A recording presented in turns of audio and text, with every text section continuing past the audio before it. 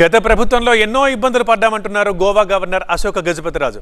ఆలయాలకు దేవుళ్లకు గతంలో ఎన్నో అపచారాలు జరగడం చూసామన్నారు. లడ్డూలో ఎంత కల్తీ జరిగిందో మనం చూసామని, గోవుల్ని రాక్షసత్వంగా చంపారని ఆరోపించారు.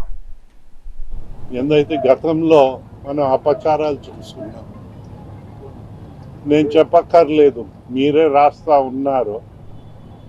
మన లడ్డూల్లో ఎంత కంగాలయ్యిందో అని వింటా ఉన్నాము. జంతుకో లేదని కొందరు మూర్ఖులు, రసాయనాలే ఉన్నాయని ఇలాగా వారికి కొందరు ఉన్నారు. మనకందరికీ ఇబ్బంది. ఇంకొక మూర్ఖత్వం చూసాం. బహుశా కసాయి వాళ్ళు కూడా హృదయం ఉంటుంది, కొన్ని ప్రభుత్వాలకి అది కూడా లేదు. గోవుల్ని మన గోశాల